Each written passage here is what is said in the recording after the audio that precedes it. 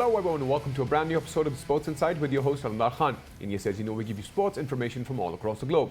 You guys can surely reach out to us on our social media handle, which is @ of Indus News Sports. That basically works both for Twitter and for Instagram. But anyways, we'll go to the headlines first. And yes, from the world of PSL, PSL 6 is underway. Karachi Kings versus Multan Sultan being played today in Abu Dhabi, while Lahore Qalandars beat Islamabad United in the opening fixture of PSL.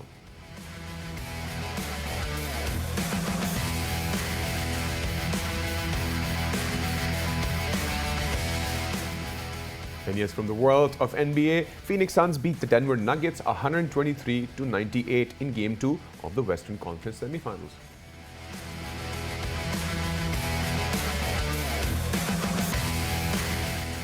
And yes, from the world of French Open, Djokovic defeat Italy's Matteo Berrettini to set up the semi-final against the 13th time champion Rafael Nadal at the French Open.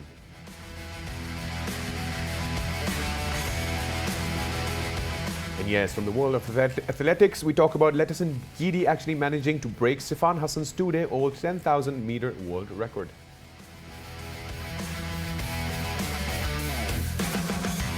And yes, those were the headlines, and we're definitely going to talk about PSL 6. Yes, finally PSL is out there in Abu Dhabi, and finally PCB managed to, expedite and execute something that was, stopped only because of the coronavirus situation back in March. But anyways, to discuss the in-depth analysis, we have with us our cricket expert, Kamran Wasti. Kamran, welcome to the show. Thank you. Great. So, Kamran, I'll start off with the first match that we started off with, obviously, Islamabad United and Lahore Qalandars. And obviously, it came up to a point that Lahore Qalandars managed to win that match. We'll surely talk about this match to begin with, and then further we can talk about the overall PSL perspective. So, what's your take on this victory of Lahore Qalandars against Islamabad United? I think it was, it obviously went right down to the wire. I think the teams were clearly rusty. They're coming off a long break. And I thought probably the wicket, they're going to play on the same ground, which means that a lot of these wickets are going to get used over and over again. Right. So they are not going to stay as fresh as they were as they are right now. So I think under normal circumstances, we would have seen much taller scores than we did yesterday. Right. I think it had a lot to do with the weather and the fact that they were coming out of that of a long layoff, and as well as the bubble that they've been in. Right. And in terms of obviously the outfield to begin with, the weather definitely would surely play an important part. But as per the scoring line, as you said that, I was probably looking more on a bigger total to begin with, but I think with future or within like a few more times or a few more matches, maybe the outfield opens up, or maybe the players open up, as you said that they were rusty. Possibly, I think the outfield will become. It's going to go. It won't stay as lush as it is now. People right. The scoring will open. I mean, it's. I can't predict right now because I think this is the first proper tournament that we are having after such a long break, right, because of this corona thing. So I think a couple of games we have seen. There's two of the teams right now. Quetta Gladiators won't make an appearance today, which means that we'll still have another team to look at after today. So I think let us wait for a couple of days to see how things will shape up for them. But right now, I think we'll expect a bit of cautious cricket, or maybe a bit of rusty cricket per se, simply because of the layoff they've had. Right. And if we look into the scorecard, obviously, we have not really seen a bigger total in terms of individuals as well. I mean, like, there is not a single person who's actually scored more than 40 runs. That was Sohail Akhtar. So, and even Fahim Ashraf managed to just do 27. So it is a very small total in terms of how much it should be out there. But not only that, I think besides the weather situation, I think yes, weather situation we should not forget, because if it's really hot right now, and even if it's after sunset, because they're trying to maintain that and keeping the players hydrated, do you think in the long run the weather may affect these players? It will. It definitely will. I think PCB itself was in a catch-22 situation. There will certainly be many who would have suggested to, delay this event and hold it in Pakistan when the time comes. But They would again there will be adequate arguments for this opinion to hold it the way it's being held right now. So I think PCB deserves a lot of credit there for being decisive. Right. In the long run, it's going to help them. But I think that holding the tournament on its own, making sure that it goes right up to the final, gets Right. completed, in itself is a big achievement, regardless of how flashy the cricket is or isn't. Right. I mean, like in terms of obviously expediting, I think it surely is a good job, a job done in terms of PCB. But there were a lot of critics out there who were actually challenging this whole perspective. But I think now that it has actually started, and now obviously they'll surely keep a more stronger biosecure bubble. They'll ensure that the players don't meet. But one question that I would want to put forward in terms of this situation is, all these players who are playing, we have actually delayed our tour to England by 2 days for now. So what's your take on that situation? Because after playing this tournament during these times, in this weather, in Abu Dhabi, where it's really, really hot, it would be very exhausting for the players, but will it affect our players in the long run for our tour to England? A couple of days shouldn't be a big difference, make a big difference. And at the end of the day, this is what international cricket now really is. It's that this is what it's all about. I mean, if I were to carry out some sort of analysis of how many deliveries, for example, a player would bowl on a particular tour, those, for example, you'll find out that that players back in the 80s and the 90s bowled a lot more deliveries. Right. But the kind of scheduling we have right now means that they get exhausted. And this is part and parcel of this whole thing. I mean, and on the whole, I think this is the way, unfortunately, although I personally would never buy that, I just don't like the idea of the way Test cricket is being is going into the background. Right. But I think this is the way forward ultimately for them, not something I endorse, but this is how things are going to shape up. You see, South Africans are beginning their tour of the West Indies, and their test matches are serving as the so-called curtain raiser for the 2020 matches, Right. because of the World Cup, which is to take place later that year. And a lot of times you see the leagues are actually being given precedence by the players. So I think regardless of how much I detest this, it is part and parcel of today's cricket. Right. And I can't do it. I can't do anything about it. The players cannot. They have to adapt. Right, I think so. Now, not only that adaptation, I think overall perspective in terms of all sorts of sports, you have to go through the entire bio bubble thing, and I think this is like the new normal. Even in terms of obviously people getting their jabs, getting their coronavirus vaccinations, but even then, the new sports world is going to be very different. Anyways, I talk about today's match that you know is obviously Multan Sultans versus Karachi Kings. How much time do you think overall for teams to establish in? Because I still think, as you said, they're rusty as well. Maybe 2-3 matches down the lane and maybe they'll pace up. I think generally, I cannot, right now we can't predict much, but I think as a rule, you should expect the teams in the ascendancy to have that wee bit of edge going into the next matches. Lahore was ahead of Islamabad. Right. They just managed to maintain that lead. Similarly, I think Karachi has that slight edge over Multan, Right. and Lahore will have a similar edge over Peshawar, especially after yesterday's win going into today's matches. But obviously, at the end of the day, we'll have to see how things shape up. Right, we're surely looking forward for an interesting match. And with regards to that, obviously, if we talk about Karachi Kings, the biggest plus that they have is obviously Babar Azam himself. Babar Azam, yes. And what you normally can expect from Babar Azam is that if he manages to stay for about 30 odd balls, it generally means that he'll give you 50 plus runs. True. So, and then they've got a very good bowling attack as well. Right. So, and then you have got force multipliers like Imad Wasim, who, by the way, is a very good cricketing brain too. So Right. I think Karachi, but that's besides the point. This was basically the same team that was in the ascendancy before the tournament got its break. So Right. Karachi was, I think, at number 2 or 3. I think Right. Lahore was at the top. Right. So I think these teams will have the edge when going into the early matches.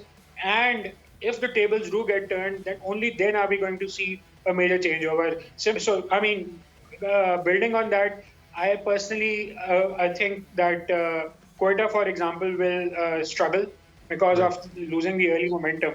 However, this is on the basis of what we saw earlier, Right. and not because and not what kind of quota will turn up now.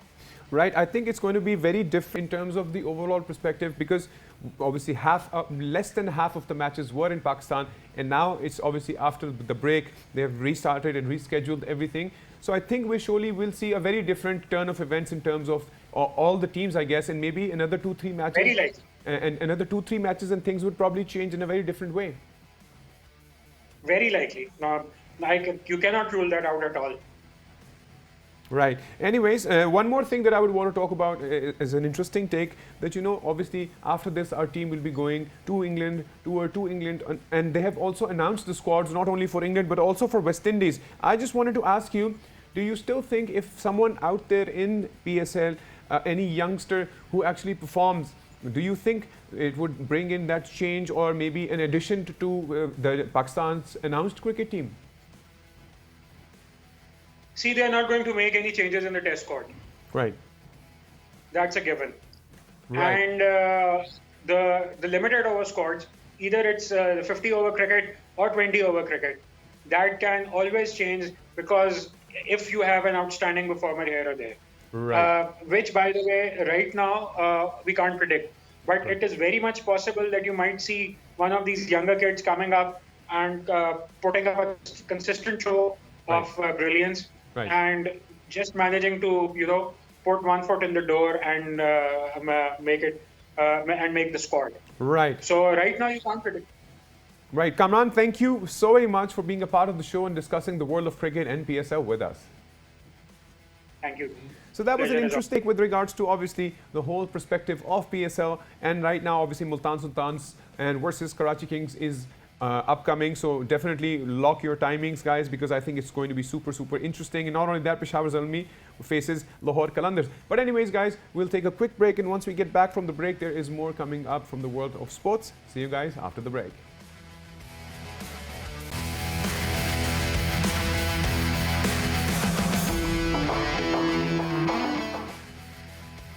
And yes, welcome back from the break. And yes, before the break, we were discussing the final entry, of course, in terms of PSL that has finally started. But anyways, we'll definitely be discussing more sports with you guys. And we're going to talk about the upgradation and the update and the analysis in terms of the world of NBA.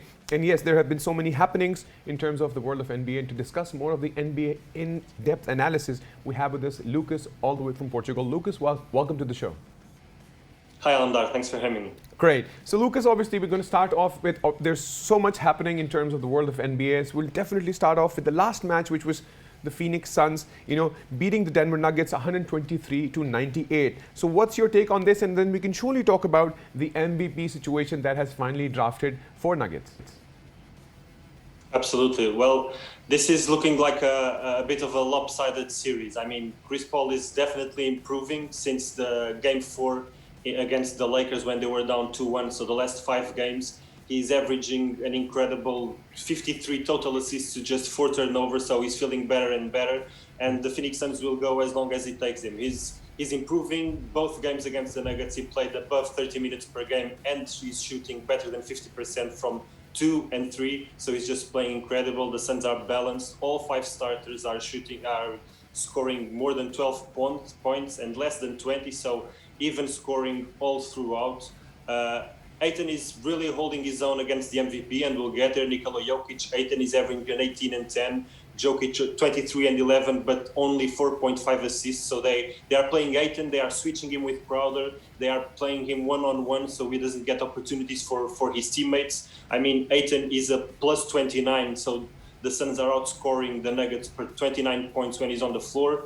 The Nuggets are losing the Jokic minutes by 27 points in this series. And I mean, with Jamal Murray injury, and this is a series where they really miss Jamal Murray because of the firepower that Chris Paul and Devin Booker can offer. So if you are going to war with Facu Campazzo and Austin Rivers, I mean, bless them, they are good players, but if you are counting on them to 30 minutes per game against this backcourt, this is just not going to work. So this is really limiting the Nuggets. And I mean, if the Nuggets are not going to win the Nikola Jokic minutes, they are not going to win this series. And it sure I looks think like it's definitely, in terms of, Lucas, in terms of the whole situation created for them right now, obviously losing with such a lead is obviously bringing the Nuggets down, even though we want to talk about obviously Jokic obviously getting the MVP award and, you know, in giving him the option of rejoining the 2021 season of the same team, and obviously you know, an excess amount of 250 million plus.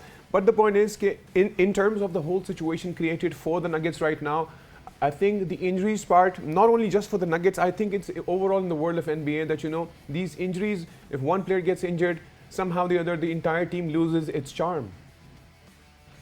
Yeah, injuries are always a big part of the sport. We had the condensed schedule. I mean, the 4 finalists from last year, Toronto missed the playoffs, and the Heat, the Celtics, and the Lakers lost in round 1. So maybe fatigue is a factor, and also the accumulation of games is leading to more injuries. I'm not a doctor. I won't go too much into that. Some injuries are just freak injuries, like, I mean, LeBron James got injured because Solomon Hill rolled over his ankle. So that's a freak injury that can happen anytime, anywhere. But Jamal Murray ACL, he's being overworked. Are other players being overworked? We are not sure about this. But yeah, injuries are playing a big part on this. And that is maybe and the even best talking about case injury, we can even look at James Harden's situation. If we talk about the Nets, of course, he missed the first game of the previous game and the game before that with his hamstring issue. But they're still lucky for the fact that, you know, they still had in mind the trio, and mostly we see the duo. Absolutely. I mean, injuries, it's just a bug. It bites you when you least expect. The Jazz are coping also because of a hamstring, are coping without Mike Conley, which is a huge part for them. He missed 21 games because of a hamstring. He's missing time now. James Harden played 30 seconds. Anthony Davis just couldn't give his all against the Lakers. Right. Joel Embiid is nursing a meniscus tear. I mean, it's absolutely a lottery, of course. Right. And even in terms of, obviously, as you said, that Anthony Davis was unable to perform. The point is, everybody is still in a big shock in terms of what really happened with the LA Lakers. And whenever we talk about LeBron James, obviously, he's a big name in the world of NBA. But I think this is like the first time ever that, you know, he is out there leading the team, and the team is literally out in the first round. Yeah, it was the first time he lost in the first round. I mean, the Suns were just a better team. We knew that the Lakers are a top-heavy team, so they are only go as far as Anthony Davis and LeBron James can carry them.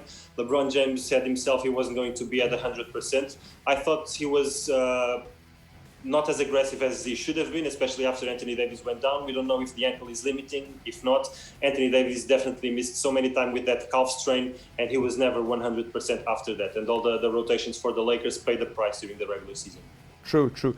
Anyways, Lucas, we'll jump over to the next game that I want to talk about. We're going to talk, obviously, Utah Jazz managing to win against the Clippers. And yes, not to forget that I think one of the most close call games so far. So what's your take on this one? I mean, it was an amazing game. The Jazz jumped out quickly. They played beautiful basketball. Then all of a sudden, they are getting good shots, but they miss 21 shots in a row. So the Clippers get onto a lead after eliminating the Dallas on Game 7. They seemed like they had the momentum. They eliminated the Mavs. Now they are leading the Utah Jazz. But the Jazz are such an experienced team, cool and collected. Donovan Mitchell is an absolute assassin in the playoffs. He usually has a bit of up and downs regular seasons. He was injured just before the playoffs. I mean, but the man is just an assassin. He knows when to attack. He knows when to share the ball. He draws fouls, which is so valuable in the playoffs. And I mean, Rudy Gobert in this series, he's going to be able to do whatever he wants defensively, because I mean, Ivica Zubac won't challenge him, so he can play that defensive quarterback role. And he was just appointed Defensive Player of the Year last night. Right. He can play that defensive quarterback role in the back line when he's agile and quick enough to go baseline to baseline to cover for his teammates. And we saw in the last possession, I think the Clippers made the correct play. No timeout, down 3. They were doubling Kawhi. They pulled the ball to the left corner to Marcus Morris, which has been shooting it very well from 3. And I mean, the Defensive Player of the Year was there. Nothing more to do. Right. And if we look at the stats of the match to begin with, obviously the Clippers started off pretty well in the first half and the second half, scoring 25 points in the first quarter actually, and 35 points in the second quarter. However, they broke down in the third quarter. So what's your take? Where exactly did they go wrong? Because if you look at the scoreline overall, it's 112 to 109, which means a very, very close call. Yeah. That second quarter, they really pulled a bit away. The Jazz were they were just not making shots. They missed 21 straight. So when you miss shots, that leads to defensive rebounds and more opportunities to transition points to play a faster pace. Right. I mean, we know Kawhi and Paul George, they can push the ball. They are extremely strong penetrators in the paint. And if they get the ball on the break or the transition, they are so powerful. But the Jazz were just steady, calm. They never lost control of who they were, where they were. They were playing at home. The crowd didn't get too nervous, and when things settled down, they just showed that to me. They don't have the better player, because I think the better player of the series is Kawhi Leonard, but I definitely think they have the better team. Let's see how it rolls out with Mike Conley's injury, but should be a fun series. Right, but and obviously everybody would now be looking at, because obviously right now Jazz is leading 1-0, and I'm sure people will wait for the second game to show up so things can become more clearer. And talking about that, I would jump over to another interesting game. We talk about the 76ers victory over the Hawks by 118 to 102, and not to forget that before this, now the series is tied. The previous game, it was all Hawks soaring all over, but now the 76ers made a comeback. Yeah, it's been a series of runs. I mean, we saw in game one, Atlanta just jumped to a huge lead. Then Philadelphia made it interesting in the end, but it was just a bit too little too late. In this game, the Sixers jumped to a huge lead.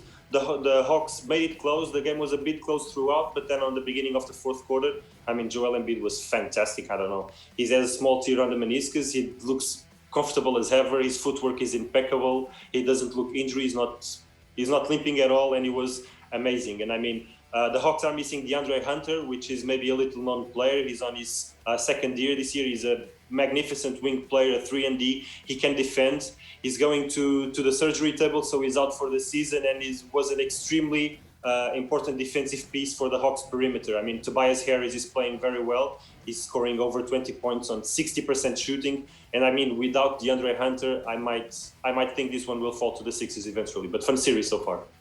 Right, and in terms, obviously, the playing lineup, if you look at, obviously, the 76ers, they changed their strategy in this game and probably went more aggressive than the last game, because sometimes we see as a team goes on the aggressive side, then they're definitely prone to upcoming injuries as well. So I think probably one of the reasons they probably wanted this to happen, and I am so looking forward for their next game, which is going to be on Saturday. Absolutely. I mean, in game one, Philly absolutely could not have lost 2 games at home to a Hawks team that would have 2 games at home after that. So they really needed to win this game. They tightened the rotation a bit. Doc Rivers in game one used all bench units for stretches of game, and the Hawks just murdered them in bench units. So he managed the minutes. They managed the minutes better, and it was a more balanced team, I think. Right. Well, Lucas, thank you so much for being a part of the show and discussing the in-depth analysis in the world of NBA. Great fun. Thank you for having me, Alamdar. See you soon. So that was Lucas, and he probably showed us all the in-depth analysis in terms of what's truly going in the world of NBA. And yes, there are so many things evolving right now. We are surely looking forward for the next game of Hawks versus 76ers. And not only that, obviously there are a few more games we want to look forward to, which is going to be the Bucks facing the Nets tomorrow and Utah Jazz versus the Clippers tomorrow. So once they develop more, we'll surely give you guys the update. But anyways, I'll quickly jump into the next sport, which is going to be French Open. Yes, talking about French Open, Djokovic defeated Berrettini 6-3, 6-2, 6-7, and 7-5. And Berrettini won a third set tiebreak against Djokovic. Now, just to ensure you all, we all have been waiting for Rafael Nadal and Djokovic facing each other, and here we are. Both are in the semis, and it's going to be super interesting to see what truly develops in terms of the world of French Open. And Djokovic obviously is 2 behind Nadal, but obviously it's going to be very interesting because there's a big difference when they play in the clay or when they play at grass or even a hard court. So in terms of that, we surely would want to look forward to what's truly going to happen in the semifinals of the world of tennis. Anyways, I'll quickly jump over to the world of athletics. Yes, let's talk an interesting subject. Yes, Letinson-Bet GD actually managed to break Sifan Hassan's 2-day-old 10,000 meter world record. Yes, this record was basically made 2 days ago, and right now Letinson GD actually managed to break that, and GD completed the last lap in 63 seconds to beat the record. Not only that, the previous 10,000 meter record was set only on Sunday, which is definitely 2-3 days ago, which is super interesting to know that she broke the record. And right now, not to forget that she has 2 current records, which is going to be after Christiansen, by the way. She has 5,000 meter and a 10,000 meter world record under her shoulder. Super proud for her. And yes, anyways, guys, this was pretty much it from the world of sports. If you're going to reach out to us, you can on our social media handle, which is @Indus New Sports. Till then, take good care of yourselves and bye-bye.